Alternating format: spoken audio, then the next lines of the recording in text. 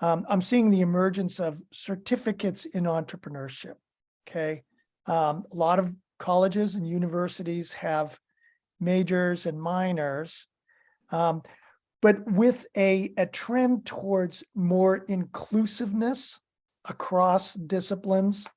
I'm seeing that as a starting point, a certificate in entrepreneurship can bring in those students who are studying, more liberal arts areas.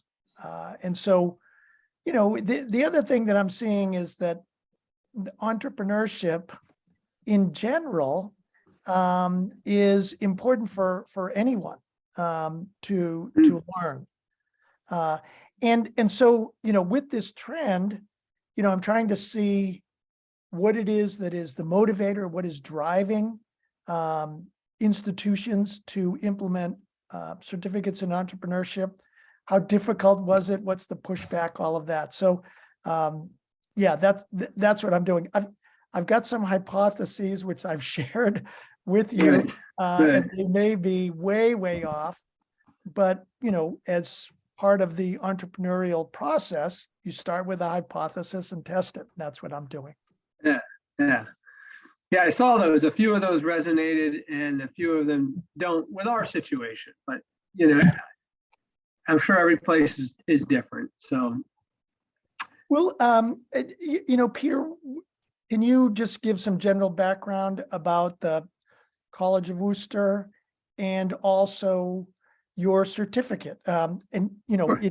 You're somewhat unique in that you actually give it a different name. It's an entrepreneurship pathway. Why don't we start with that? Why did you name the certificate the entrepreneurship pathway? You're asking a big question. So it is. So there is a certificate attached to it. So okay. There'll be a certificate like yes. So let's just say that. So let me give you. Well, I'll tell you. So we're a liberal arts, traditional liberal arts institution, about 2,000 students.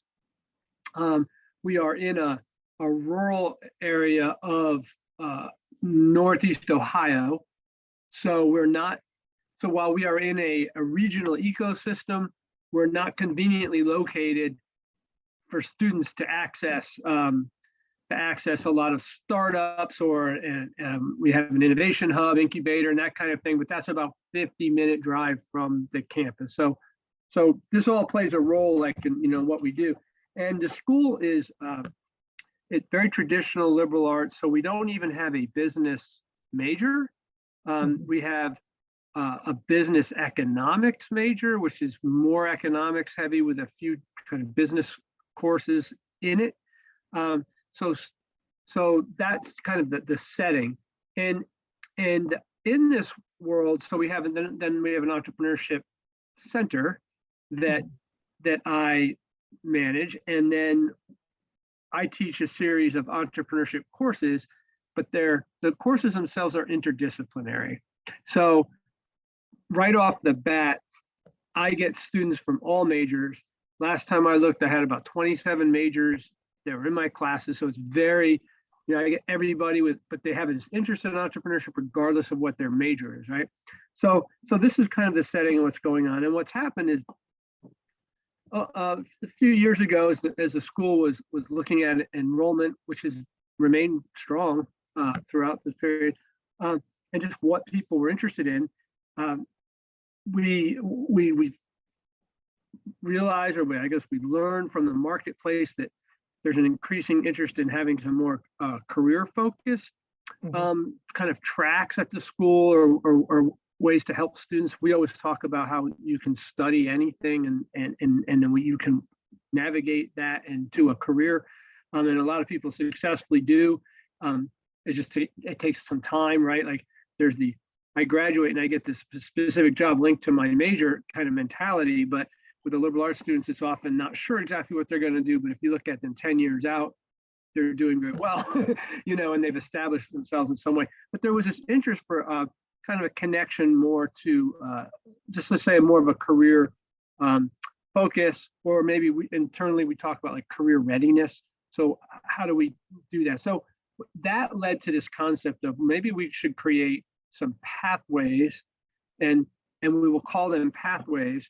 And in these pathways, then we're doing this career readiness. And in the pathway, we will have coursework, we will have experiential learning kind of work.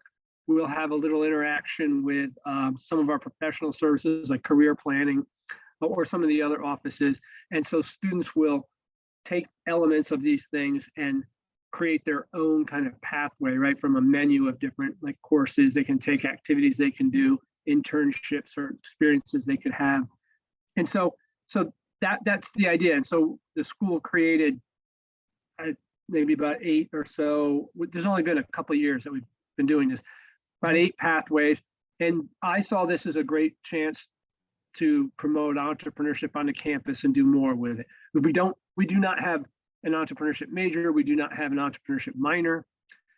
There's been some resistance to that on campus, but the entrepreneurship pathway, okay, that seemed to resonate with them. So within this structure that was starting to be created, we came in and we set up entrepreneurship, and the students will go through it, and then at the end they can get a certificate in entrepreneurship, and that's how it got set up. And what we found is it's the most popular pathway so far. It's just rolling out. We've had issues because we rolled this out when COVID was still happening, so our timing was horrendous. I think it's going to start picking up steam now. There's been a lot more conversation on campus about the pathways, just awareness at all that this is a thing, right, on campus is part of it. And so that's sort of how it came about. And I've collaborated with some faculty in for this particular pathway, our economics faculty and theater faculty and from science, who were just interested for different reasons in entrepreneurship. And we've created this menu of courses that covers multiple different departments that students can take, and develop this kind of certification in entrepreneurship. Well, it's you also have a Center for Entrepreneurship, and correct. And how long you're the executive director of that. How long has that been in place? 12, I think about 14 years. Okay. I've been here 11 of those 14 years. Yeah, and that got started because of an external grant that was partly from Kauffman Foundation, but also from a regional foundation, the Burton D. Morgan Foundation, and they partnered together, and they provided funding to 5 different liberal arts schools to see what would a liberal arts school do with entrepreneurship. How could it be, kind of embedded into that campus? And so this external money came into the campus, and that was the stimulus, right, to get it set up. And they had a director they had hired, and he was here for 3 years and then left, or his contract wasn't renewed, and then I was hired to come in. And so it's been part of it's been a journey of, all right, what's entrepreneurship? How does it fit here? What do we think it means? That kind of thing. So I would say this pathway is part of that whole process of trying to understand, how do you take something like entrepreneurship and put it onto this very traditional liberal arts campus that doesn't really, that doesn't have business as an area, which is fine, because we are defining entrepreneurship and we're being very inclusive in who we want to participate and what we do. But this is just kind of is another piece. The certificate is another piece for us.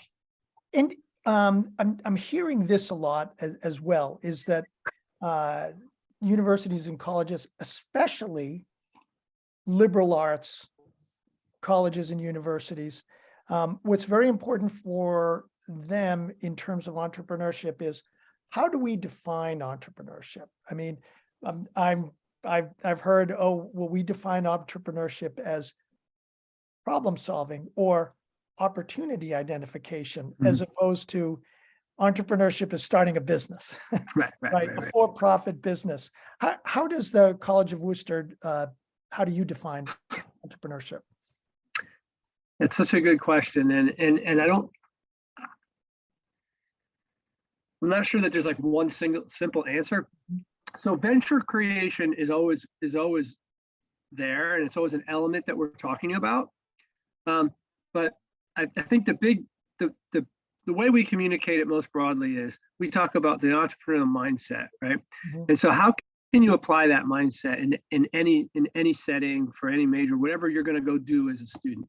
And so that's kind of a starting point so that people will pay attention. If otherwise they're like, I don't want to start a business, or I don't have an idea.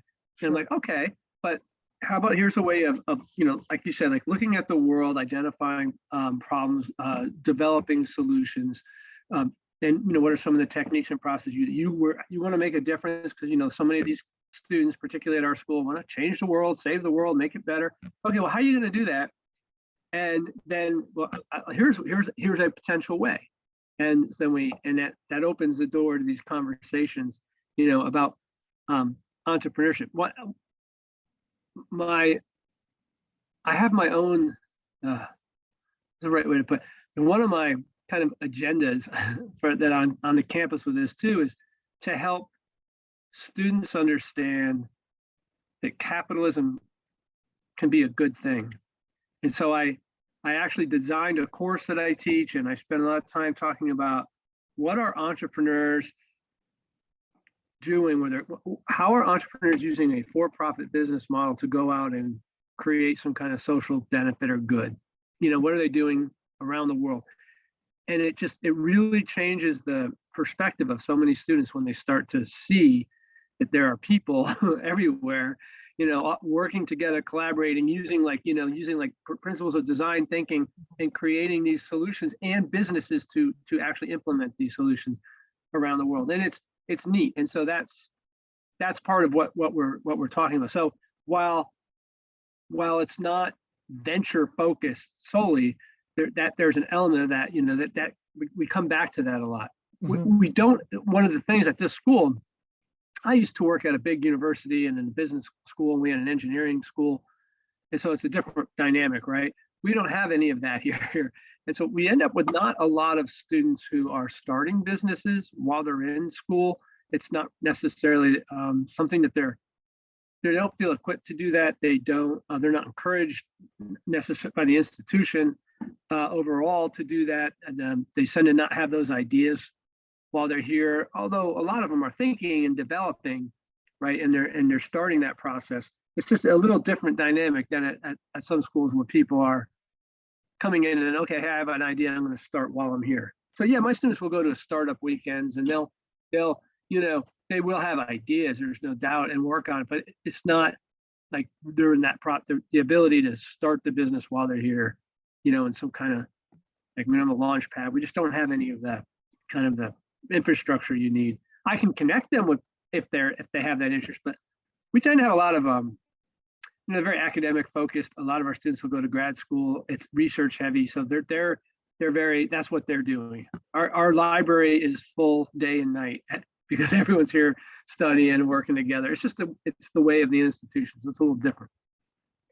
It is so what about, I mean, you mentioned design thinking. Is a lot of your approach to sort of familiarize the students who are interested in entrepreneurship with some of the, sort of the accepted tools out there, like, kind of the lean methodology, design thinking, jobs to be done, tools like the business model canvas, that kind of thing? Is it? Yes. It's because it's, entrepreneur, a lot of this stuff is, there's a common language. And if you don't know the language, it's going to be tough for you to understand what's going on. Is that an approach that you're taking? Yes, I think that's exactly right. And that's why we talk about, this kind of mindset.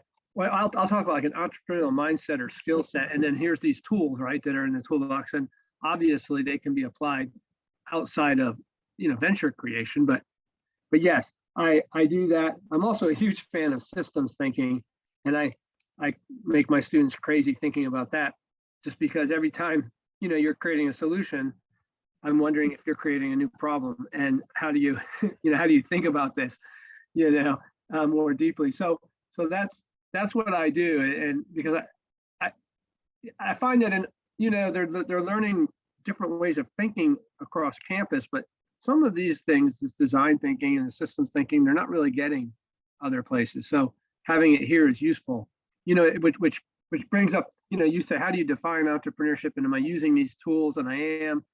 That word entrepreneurship itself might be one of the biggest challenges I face because it like you say, I mean, everyone defines it kind of differently, and the students have an idea of what it is, and faculty certainly do, but it's not all in alignment, and there's so much more to it. I wish there were other, I use a lot of other language, but you have to call your center something, right? And you need signage on the wall that says, this is where you go for, this stuff. So what do you call it? And we call it entrepreneurship, but it's a challenge because there's so much to it. It's a very rich, field in that sense. The one of the other things that Peter, that I'm seeing is, how do we make entrepreneurship more inclusive, excuse me? Mm-hmm. And, it's, again, the term entrepreneurship, it's universities and colleges want to move away from, having students say, oh, that's not for me. I don't identify as an entrepreneur. Mm-hmm. That's for, the kids from the certain socioeconomic backgrounds and gender and race and all of that. And I'm seeing, as part of the, DEI initiatives, is that trying to get or working to get entrepreneurship as an inclusive, area of study, area of understanding. Is that, everybody states that, and universities and colleges are taking different approaches to doing that. How are you doing it at Wooster? It's a good question. I probably have the most diverse classes on campus, I think. Everybody, by however you want to look at it, gender, race, major, everybody comes to the classes. One of the benefits of our school is it's small, it's residential. You can't do anything without students talking to each other. And they, and they know, and they have their own network. Yeah, right. And part of it is as different students get involved in either a program or a class, right? They're telling other people, and that's that's how we become so inclusive, because everybody's welcome and everyone comes in and we all work together. And we have a pretty significant international student population. So many of those international students are interested in entrepreneurship. I have students from all over the continent of Africa who are in classes. They'll come in, and so as soon as you get some students in, then they're telling other students. And it's just, we have everybody, and a lot of women students. I don't, you're asking a question like, if I told you, how did you do that? It's difficult to say. Obviously, how you treat people and what you do, but I think it's because some students will come and try and their experience is good, and then they tell others, and other people come in, and the fact that we're not just saying, hey, this is all about VC-backed tech startups. Come on in here, let's go make next Facebook, because nothing will turn them off faster than that. Especially at our campus, because that's evil. What our students supposed to go work at nonprofits, education, healthcare, so and my attitude is, hey, cool, all those things, anything you want to do can also be you can be an entrepreneur in those fields, or you could start a business related to any of those things. And so as people realize that, I think it helps make it more inclusive, because the people with these diverse ideas and desires come in and see this as a way to empower them. And when they come in and they're asking questions, and they respond to how you act towards them and how you treat them.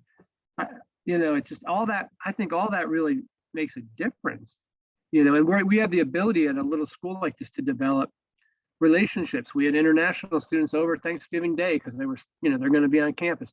And so you become, there's that part of their lives aspect to it all that, again, it opens doors because people feel safe and they'll come in, they'll participate in the programming in the class, right? If we're going to say like that, failure is good. That's how you're going to learn. We have to embrace it. The entrepreneurship mantra that is against everything else they're hearing on campus, then we got to be that way and act that way, and realize that kids aren't going to be perfect and they're going to make mistakes, and we're going to, okay, what did we learn? Let's move on. Next thing, don't dwell. Well, it's the failure, the fail fast, and all of that. I don't think that resonates. I think that's an area of the language that institutions and directors like yourself and professors like yourself are moving away from. That's why we're just hypothesis testing. I mean, this is the scientific method. It's if you're a scientist in a lab, for example, and everything had to work 100% of the time, you wouldn't do anything. I mean, it's right. You're testing, you're not failing fast. And one of the things that you mentioned early on is, the theater faculty embracing entrepreneurship. And if I may, I want to get back to the theater faculty. Sure. And it makes perfect sense. Every entrepreneur should, entrepreneurship is theater in a way, right? I mean, in terms of pitching and telling your story. But one of the other disciplines, my daughter is a psychology major, okay? And, as I think about, my company that I started, the first person that I should have hired would have been my daughter or someone like my daughter who's a psychology major. Because why? Because they know how to do primary research. They know how to talk to people to, as they're doing their research projects. And, I mean, it's an engineer is, you don't want an engineer to be right now out there. And so, that's also part of the importance of cross-disciplinary engagement, is that you're bringing in talent to your team that you may not have, that's really important. So if I may ask you to go back to the theater faculty, you mentioned them first as one of the other disciplines that embraced the idea of a certificate and entrepreneurship pathway. What was that all about? Well, I think so you bring up a good point. So I would say, I think all the entrepreneur students should do some improv. I always talk about that in class because, for what you say, but actually they're coming at it from a different direction, and that is just that so many of their students are going to actually somehow work for themselves. If they're going to go out and be a performer, and they're going to actually obviously have to manage their brand and sell themselves for different productions, or if they're going to, they have some graduates who are doing things like, set design kinds of things, or directing work. I mean, just different things where they're not necessarily employed by a traditional employer. And so they're either making their own way, or they're constantly going between, gigs and opportunities. And so they were saying, well, what are some skills that these students are going to need to develop that will help them out? And that's where the entrepreneurship course, especially on our campus, I mean, we don't have, like I said, we don't have a business degree. We have a few business classes, but they're economics heavy. Your average theater students, that's not the direction that they're interested in going. That's not their background. So that's why. And so we have one particular faculty member in theater who has been involved with entrepreneurship since it got onto campus. We have another one who has his own theater company, and so he is doing that in the summers. And so is entrepreneurial himself, right? So that's how they got, connected in with this. What about prospective students? It's if I'm as a parent, okay, both of my children are at liberal arts universities, but at the same time, and I'm thinking, gee, why don't you get a little understanding of this whole lingua franca of business, which is entrepreneurship? Are you seeing that prospective students and as well as parents of prospective students are looking to the College of Wooster and saying, oh, gee, this is interesting. They do have an entrepreneurship pathway, a certificate. This makes me more comfortable. I think, yes. I don't think we have the hard data to show yet. We asked like prospective students.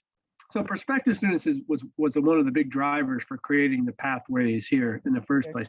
And like this for this year last year then, for students who are current first years right now, last year as they were going through the process of applying, we asked about pathways and which pathway they might be interested in and stuff. And overwhelmingly, more double any other pathway number was entrepreneurship, was where the interest was for prospective students. If you have a pathway in that, I'm interested in doing that because I want to learn about those things. Now, I don't know about the parents. It's a good when we have the visit days and parents are here. There's usually some that will ask questions. I get the feeling lots of times those are entrepreneurs themselves, like the parents who are asking me, about that. So it's hard to say for sure, what impact it has, but there seems to be a lot of interest, amongst these incoming students and this generation of students around entrepreneurship. And so I think it does help us, but it's difficult to say precisely yet. And why is that? I mean, they are saying, gee, they're overwhelmingly interested in the entrepreneurship pathway. Did you get any insight as to why a high school student is looking in that area? Must be something on social media or something, right? I mean, that drives all of it. I don't know. I don't have like a kind of a consensus on that question as to what makes it interesting. There's so much of it in the culture these days. I think there's this kind of curiosity about it, and probably the best way to answer that question would be to ask them, how do they define it? How do they define entrepreneurship? Because we're using that word again, and I suspect that they're thinking something different than I am, and I don't know what that is. Mm-hmm. You know what I mean? So it's hard to say. I know that you get the feeling that some of it does come from what they see on social media and the influencers and a lot of like branding of individuals and that they see in out in culture, in this understanding that somehow they're hustling, they're doing a side hustle, there's a business there, and they kind of put that in with the entrepreneurship camp. I mean, I feel like that drives it more than I would say like, oh, cool, look what happened to crypto and FTX and, or what's going on with the big tech companies. Because I think that's the last generation's entrepreneurship. This is different now. Let's circle back to the certificate itself. It's is it for give some details about it. Okay. How many courses do you take? How many electives? What are the foundations? What are some of the options? When can you take it? Can you get started as a freshman, or do you have to wait till your junior year or senior year? What are the mechanics of the Certificate of Entrepreneurship at the College of Wooster? Okay, so you probably first year is fine, second year is fine, third year depends. I mean, you can still sign up for it your junior year. it gets trickier depending on what classes you've already taken. And so it has, the components are, you have to take 4 courses. And in the 4 courses, 2 of those courses are entrepreneurship. Somehow they're connected to the entrepreneurship program. Mhm. So there'd be that. And then 2, all right, let me say, so we have, what do we have, like 5 or 6 classes you could take that are entrepreneurship. So you pick 2. And then we have another series of courses that include some psychology, that include theater, that includes some of our business economics, things like an accounting class, a marketing class. I think there's a sociology, there's some communication classes in there. So you have this kind of menu of courses, right? And they pick 2 of those, whichever they want. And what they're doing, so that's the course component. And all right, let's stop that for a second. Let me start over and to say this way. You're a student, you're interested in the pathway, you heard about it. Well, what do I do? So you sign up at the beginning of a semester. So like in the first couple of weeks of the semester, we would have like an enrollment period, you sign up. So if you're interested in now, I tell the students in January, you can sign up, you have to wait.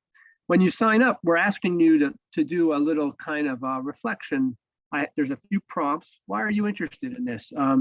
Who have you talked to about this, about your interest in entrepreneurship? And so they write what amounts to be about 2 pages or so of this kind of their interest and curiosity. And we kind of create this like portfolio, right? So you're going to put that up there. And then you're going to start the coursework. Well, during the coursework, for one of the 4 courses, they are tasked with meeting with a professor and talking with them about their interest in entrepreneurship and how this course is part of the 4 courses they're taking, and have a discussion about how what they're thinking about entrepreneurship and how these courses fit together. And then they are writing up a summary of that. And again, they're uploading that so that we see it. They are then instructed to go to, we have an area of the campus that have a few different professional development offices in there. So we'll say, go create a LinkedIn profile, meet with a career planning person, write a resume, just so that you're actually doing some of these things and upload them. There's some other things like that. We have some tools that help you like search for jobs and that. So we want to make sure you're familiar with the career kind of thing. And then upload. So you're required to do like 4 kind of interactions with these professional staff and let us know what they are. Then we have, then you're going to have to do some experiential learning. So that can be, I think for our pathways, we have it set right now at about 30 hours. So it could be an internship, but not all our students would do an internship.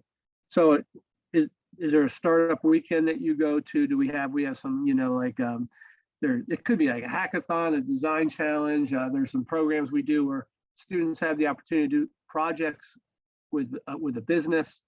So you have to do some kind of work. And when you identify what you're going to do for experiential learning, you have to fill out a form ahead of time. And then they usually would meet with me and say, well, what are your learning objectives? What do you hope to get out of this? And then when they're done with it, they have to write a reflection. What did you learn? How did it match up with your learning objectives? How do you see this fitting into your pathway? How do you see this, informing your career choices? So there's these reflection pieces. And then when they're all done, when they've completed all the courses, they've met the professional development offices, they've done their experiences, then we're asking them to kind of put it together somehow, either make a presentation, or we're big on posters around here because a lot of students do research. So maybe they're going to do a poster presentation, do something where you're going to share your experience with the community, with the campus. You did this kind of pathway in entrepreneurship. It's yours. It's uniquely yours. Tell us about it. What did you do? What did you learn? And so that's kind of, those are the components of the certificate. So it feels a lot like, gee, I'm Philip Bouchard's student, so let me treat Philip Bouchard as Philip Bouchard Inc. And how am I going to leverage my assets as, for an opportunity out in the world when I graduate. Does Yeah.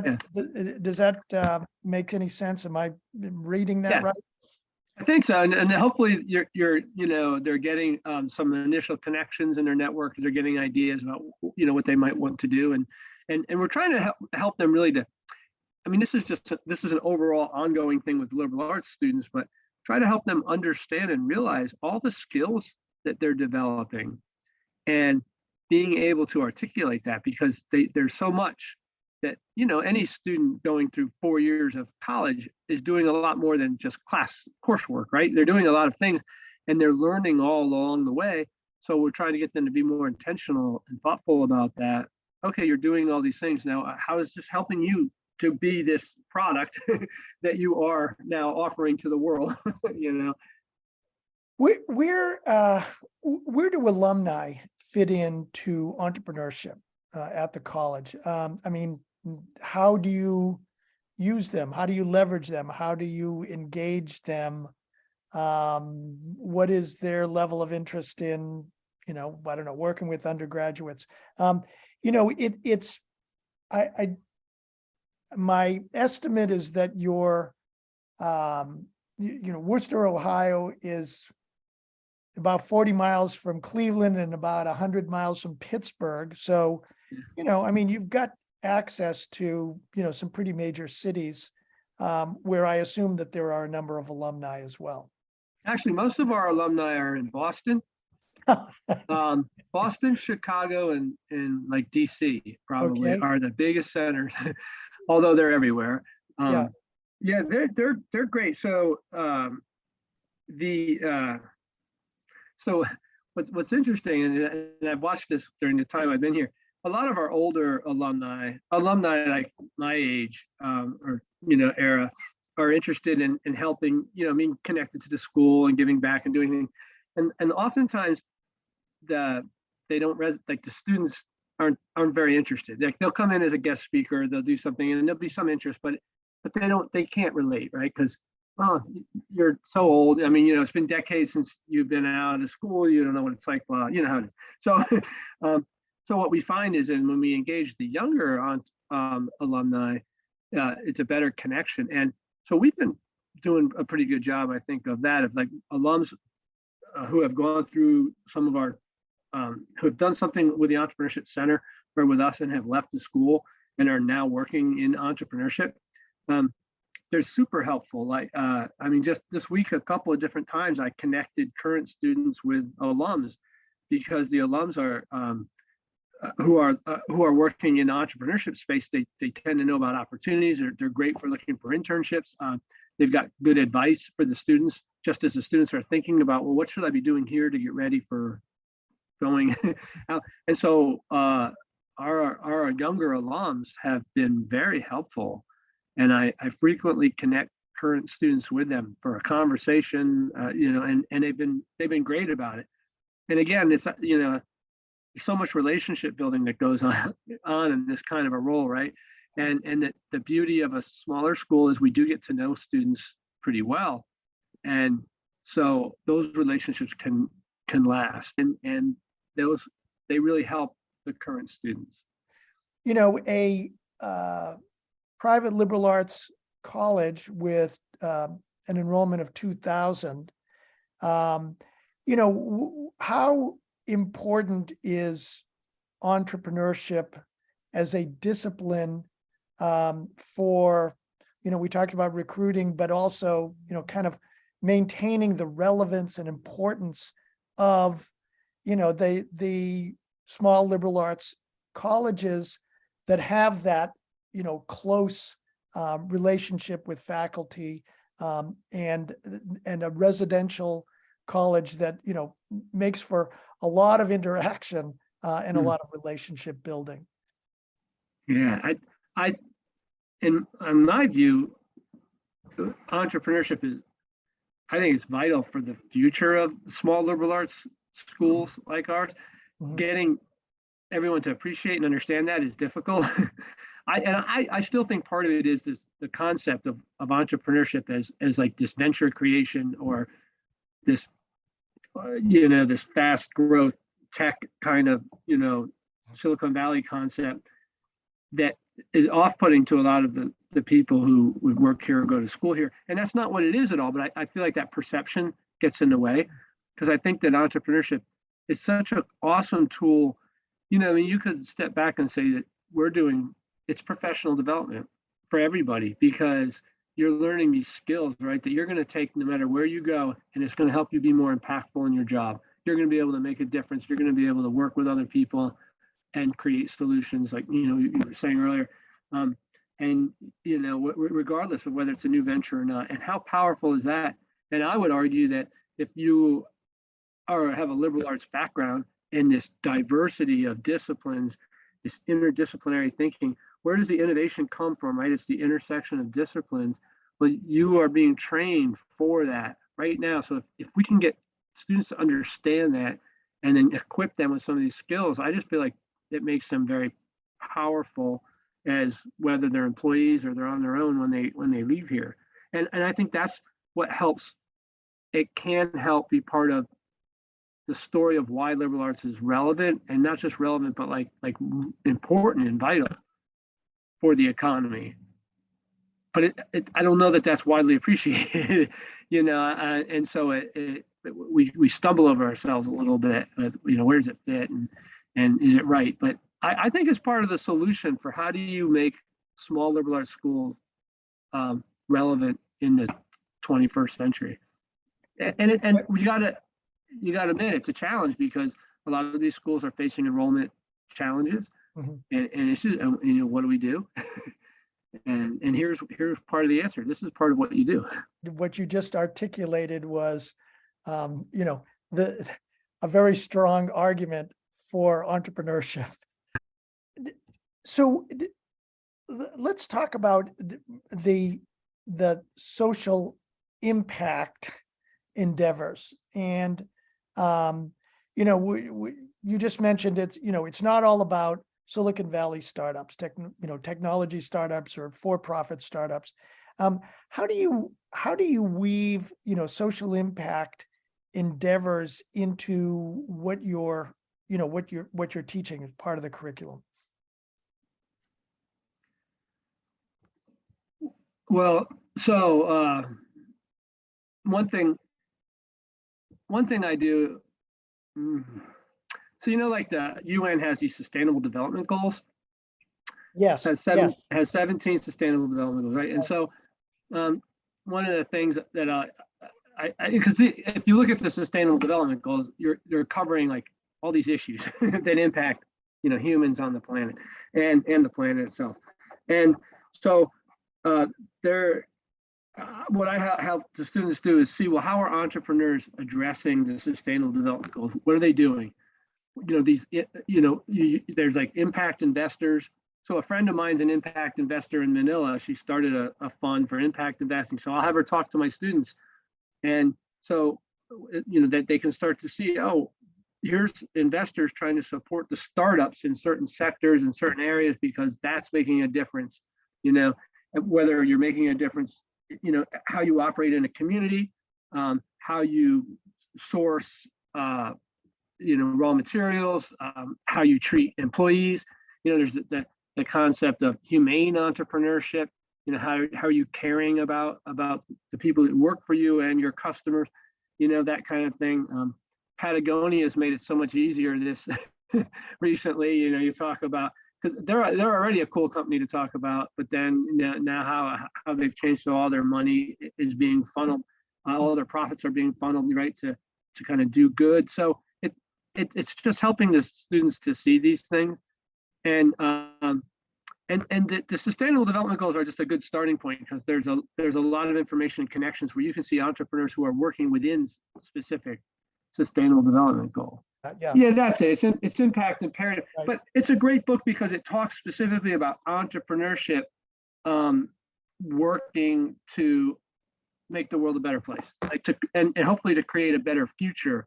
And so there's a lot of little resources that I I pull out and I can show. I mean, the UN itself does a great job because for all the sustainable development goals, they have targets and they have indicators. So these specific, things they're trying to achieve for each one. And even off of their website, you can start to see entrepreneurs who are doing activity on the different targets and on the different parts. And so when you start to, when you put that context, entrepreneurship in that context, it's a whole different story, right? Then you're talking about, trying to infuse millions of dollars of venture capital and grow something really quickly and then do an exit strategy. And that's appealing to some people, but for them, by and large, not to my students.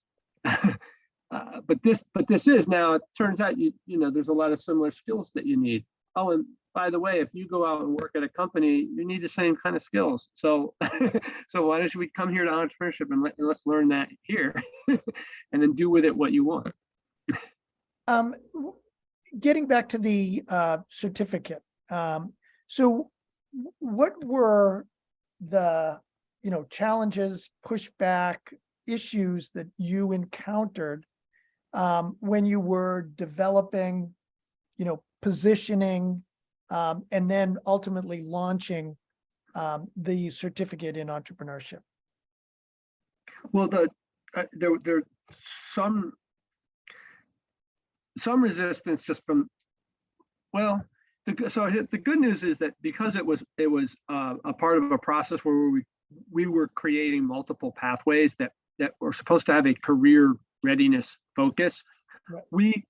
A lot of the battle was fought just in getting that instituted, because it's this idea of doing anything that's too kind of pre-professional gets resistance among the more traditional faculty. Mm-hmm. A lot of our younger faculty, of which we have an increasing number, are much more open and flexible and interested in these kind of things like entrepreneurship. So a lot of that battle was fought before we decided to do these things called pathways. Once it started, I think that the biggest challenge I face still, though, is just how, what is entrepreneurship? How do you mean that? So we went to all these different faculty members. I worked with a couple of other, there were like there were three primary faculty members, and then we had a couple others who helped us. And we would meet with faculty who are teaching courses in different disciplines and said, hey, we'd like your course to be part of entrepreneurship, and talk with them. And so it's a matter of getting people to understand what this is all about so that they're willing to support it.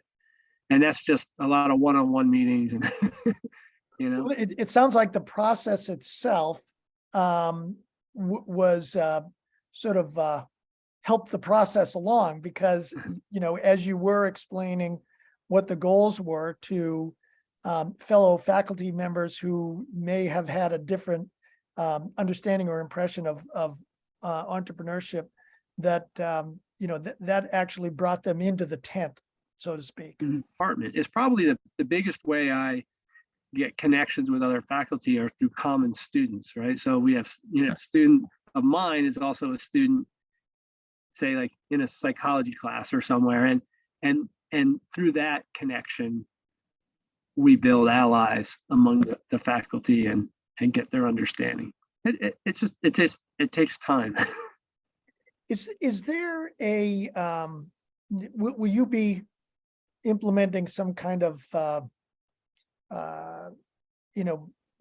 metrics to do a kind of longitudinal measurement of the students who have earned the certificate, and look at them 2, 3, 4, 5 years out? I mean, is this something that you're looking to do as well?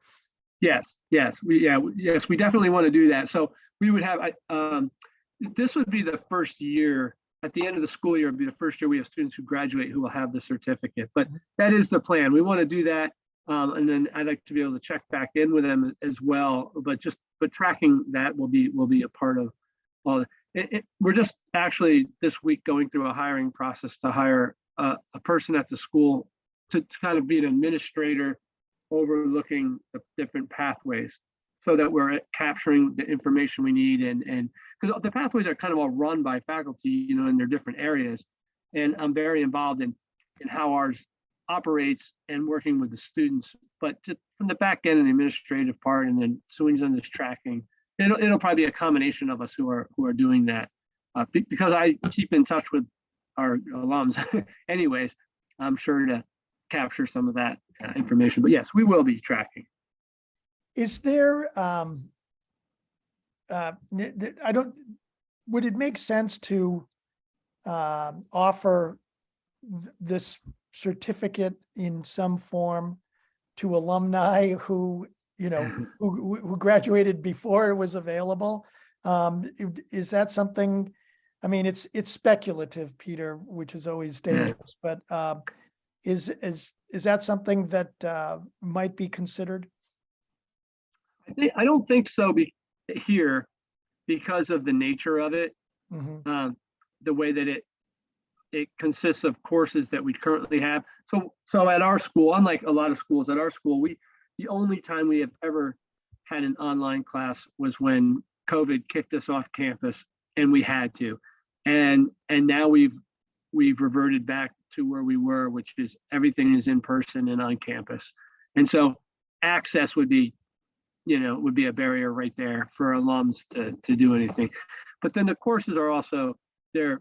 Well, there are a few that are specialized, but for the most part, they're not. So it's not really, it doesn't really make sense the way we have it structured that they would come back for that kind of certificate here. Yeah. Peter, is there anything that I've overlooked or that I should have asked you about the certificate program? You were pretty thorough. I don't think so. Okay. It's still newish here, so we're kind of figuring that. But it's interesting. I was intrigued when I received your email talking about it, because that means there's other places doing this too. Obviously, enough of them for you to be reaching out. So we'll see where this goes. I know that the whole certification movement's a big deal. Students love it, and people have access to like LinkedIn Learning, so they can get some credentials, right? Around these different topics. So it seems to be a way that we're headed. So see where it takes us. Peter, thank you so very much for all of your time today and your input. Thank you. You're welcome. I've enjoyed talking with you. It's a good way to spend a Friday afternoon on my end. So great. Thank you.